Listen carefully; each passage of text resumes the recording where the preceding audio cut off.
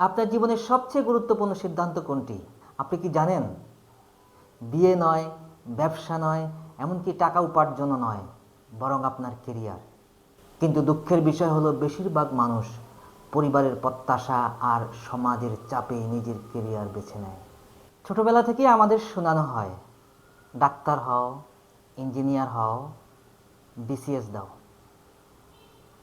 একবারও কি কেউ আপনাকে থামিয়ে জিজ্ঞেস করেছে তোমার মন আসলে কী চায়? আজকের ফাউন্ডার ফ্রেমওয়ার্ক হলো দ্য কলিং ফ্রেমওয়ার্ক। যে কাজ শুধু আপনাকে আয় দেয় সেটা আপনার পেশা, কিন্তু যে কাজ আপনার ভেতরের মানুষটাকে জাগিয়ে তোলে সেটাই আপনার কলিং। অনেক মানুষ এমন একটি কেরিয়ারে তার জীবন কাটিয়ে দেয় যেখানে প্রতিদিন সকালে ঘুম ভাঙে অনিচ্ছায়। তারা কাজ করে কিন্তু আনন্দ পায় না, বেতন বাড়ে কিন্তু ভেতরের শূন্যতা বাড়তেই থাকে।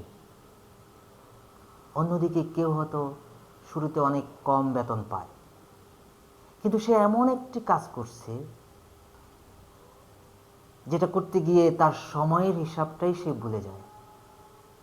সে শুধু কাজ করছে না, প্রতিদিন নিজের স্বপ্নকে বাস্তব রূপ দিচ্ছে।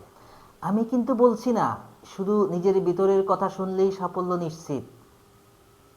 সাফল্যের জন্য প্রয়োজন সঠিক দক্ষতা, কঠোর পরিশ্রম, ধারাবাহিকতা এবং ধৈর্য। একদিন আপনার ব্যাংক ব্যালেন্স হয়তো অনেক বড় হবে, কিন্তু যদি আয়নার সামনে দাঁড়িয়ে মনে হয় আমি হয়তো জীবনটা কাটিয়েছি কিন্তু নিজের মতো করে কখনো বাঁচতে পারিনি, তাহলে সেই সাফল্যের মূল্য কতটুকু? তখন নিজেকেই একটা প্রশ্ন করবেন, আমি কি সত্যি সফল, নাকি শুধু সফল দেখাচ্ছে? তাই আজ নিজেকে একটি প্রশ্ন করুন,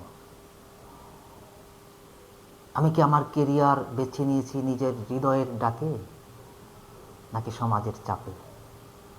যদি এই ভিডিওটি আপনাকে ভাবতে বাধ্য করে তাহলে এমন একজন মানুষের সঙ্গে শেয়ার করুন যে আজও নিজের স্বপ্ন আর সমাজের প্রত্যাশার মাঝে দাঁড়িয়ে আছে। আমি বিজলির রফিকুল ইসলাম, আজকের মতো এখানেই শেষ। আবার দেখা হবে পরবর্তী এপিসোডে।